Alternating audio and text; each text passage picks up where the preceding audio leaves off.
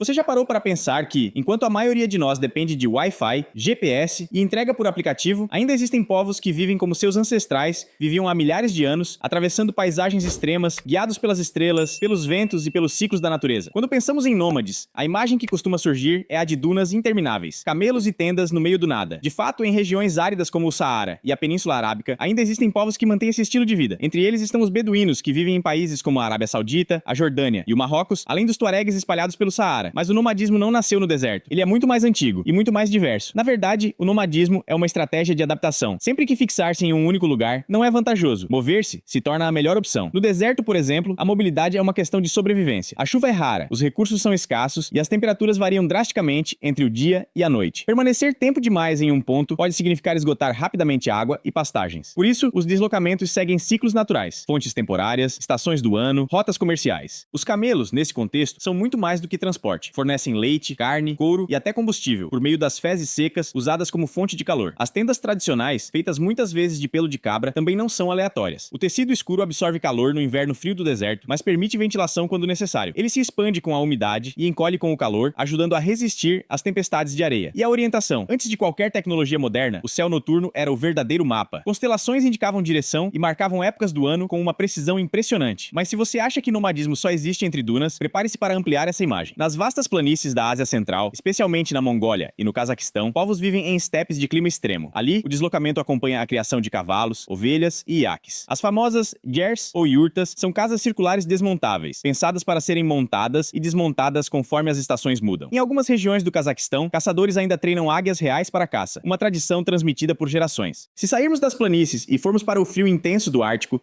encontramos outro tipo de nomadismo. No norte da Noruega e da Rússia, povos como os Sami e os Nenets seguem as migrações das renas. Aqui, o motivo não é a falta de água, é o gelo. Eles se deslocam conforme os animais buscam alimentos sob a neve. O transporte pode envolver trenós e as tendas são adaptadas ao frio extremo. Nomadismo também existe no congelante branco do Ártico. Na África Oriental e Austral, grupos como os Maasai no Quênia e na Tanzânia, além dos San no Kalahari, mantêm estilos de vida móveis. Alguns seguem o gado, outros são tradicionalmente caçadores-coletores. Aqui, o movimento é guiado pela chuva e pela disponibilidade de alimento. Percebe o padrão? O cenário muda: deserto, estepe, tundra, savana. Mas a lógica é a mesma. Mobilidade como estratégia ecológica. E existe ainda uma camada moderna dessa história. Hoje, alguns grupos nômades vivem uma realidade híbrida. Podem usar caminhonetes no lugar de camelos, celulares para negociar animais, ou manter contato com familiares nas cidades. Em certos países, governos incentivaram a sedentarização, oferecendo moradia fixa, escolas e serviços de saúde. Mesmo assim, parte dessas populações escolhe manter o modo de vida tradicional, não por falta de opção, mas por identidade cultural. Curiosamente, existe um tipo de nomadismo totalmente diferente, surgindo no século XXI, os chamados nômades digitais. Pessoas que vivem em vans, trailers ou motorhomes, trabalhando remotamente, não seguem rebanhos, seguem conexão de internet. É uma mobilidade motivada por estilo de vida, não por sobrevivência ambiental. Talvez a maior revelação seja esta. Durante a maior parte da história humana, nós éramos nômades. A vida fixa em cidades é relativamente recente na escala evolutiva. A ideia de estabilidade como sinônimo de endereço permanente e propriedade privada não é universal, é cultural e histórica. Em muitas sociedades nômades, a riqueza está no rebanho, na honra da família, na hospitalidade. Receber um visitante com chá e abrigo no meio do nada não é gentileza, é regra social. A relação com a terra é diferente, menos baseada em posse, mais baseada em uso e respeito ao ciclo natural. Num mundo que discute sustentabilidade, consumo excessivo e impacto ambiental, talvez exista algo a aprender com quem atravessa paisagens extremas há milênios, sem destruí-las. O deserto não é o único lar dos nômades. O que os define não é a areia, é o movimento. E talvez, no fundo, mover-se sempre tenha feito parte de quem nós somos.